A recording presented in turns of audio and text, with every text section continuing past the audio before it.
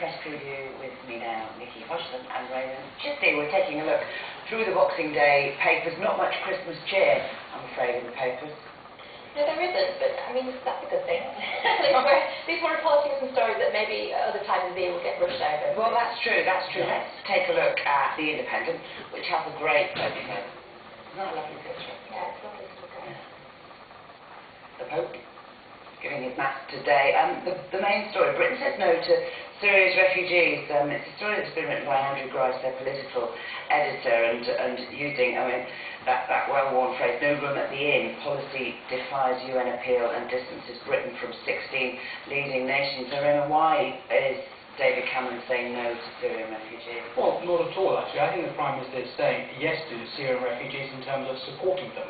You know, we as a country, United Kingdom, we are the second largest contributor to the United Nations appeal to support refugees, with over £500,000, over 500 million that's been given to the refugees.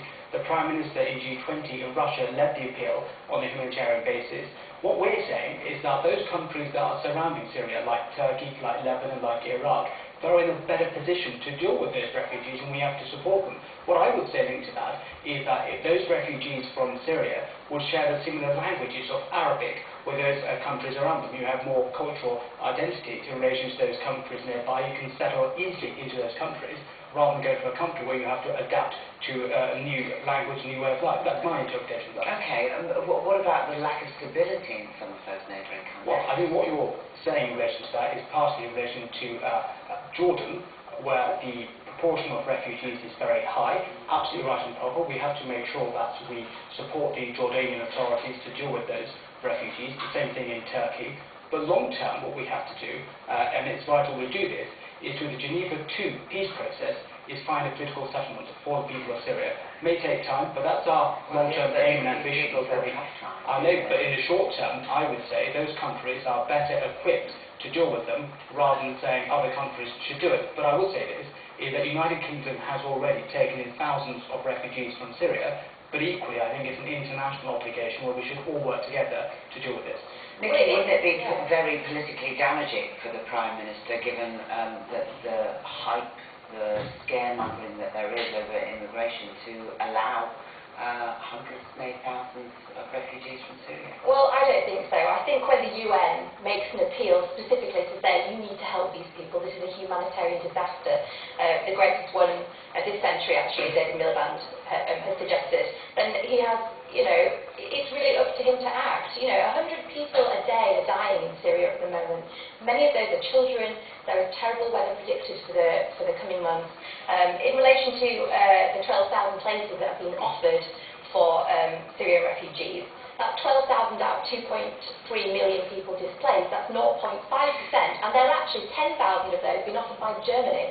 So actually Germany are the people, Germany is the hero here who's actually picking up and helping. I know what our emails, or many of our emails will say, and that is that it is not the UK's problem, and we shouldn't be at the forefront of this, that we can help, as we have, with huge amounts of money in aid, but really, why should we go any further? Well, the problem is that actually there's loads of refugees sat in Calais at the minute. There are people trying to get into Britain anyway, so if you don't give people access when they need it, then we'll have illegal immigrants, and then you'll have all kinds of the problems that come, as a result of that, far from the humanitarian issue of actually offering care to people that desperately need it. I think the issue about illegal immigrants and refugees is totally different. I think in relation to the refugees over here, there's a number of countries from the Middle East who have committed to support the Syrian peace process, like Qatar, like United Arab Emirates, like Saudi Arabia. What are they doing? Countries which have a lot in cultural ties, languages, where these people can easily settle. They should, in my view, be taking lead. But United Kingdom, we have always said we'll support the Syrian people, and in relation to refugees, we're the second largest contributor to the financial appeal and humanitarian aid for the refugees, and that will continue. And it's such a complicated situation inside the country, with the government giving us chemical weapons, and yet the fighting continues, and there's so many different factions involved. There is, and I think that's a very sad reality, actually. It's everyone's saying we're doing our little bit, but if you look at the people on the ground in Syria at this Christmas, they're the ones who are suffering, and that's why we have to do everything we can to support them. But what I would say about the United Nations, yes, the United Nations is saying this, but the United Nations itself could have done more earlier on to get things done and this issue resolved but it hasn't, and therefore we have to do as an international community what we can to support those refugees and in long term achieve a political settlement. Okay, well, The Guardian has the UN condemning David Cameron over the immigrant law, saying that the bill that they're talking about here could lead to discrimination. I think that's definitely true. I think it already exists. I would actually give a personal example of a very good friend of mine who's Mauritian. She's a highly qualified lawyer, and she spent the best part of last year without a visa, in a kind of visa limbo, where she wasn't allowed to leave the UK, and she was allowed to work, but nobody would take her on to work because they thought there was something illegal about her status. And just literally stayed for a year in the UK unable to use her skills.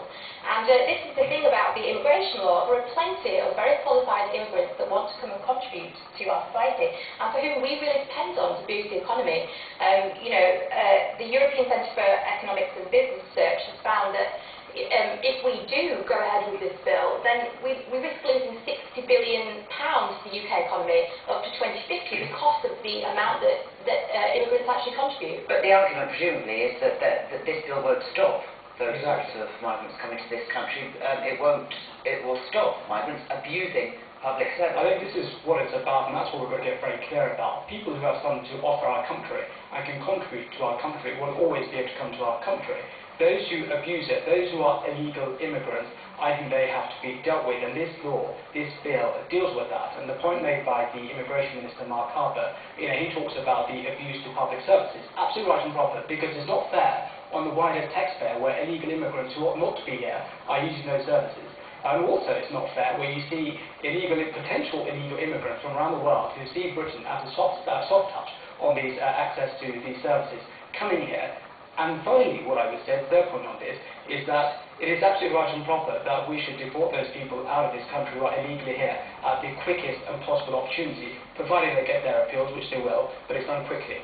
The point again about this story is, that it's going to prejudice landlords, employers against legal immigrants as much as illegal ones, and that's going to be the problem the government is going to really have to tackle. There is no prejudice. Look, what this report is saying, what this report is saying, is basically saying, it's by the Commissioner, is those bodies, like local authorities who may deal with housing or banks, may not know how to interpret documentations. That's what it's saying. Well, let's make it clear how to interpret documentations. Let's give guidance on what documentations are acceptable. Then you deal with the obstacle. They're not saying the law itself, it's how it's interpreted. And I would say government can provide that clarification guidance on that.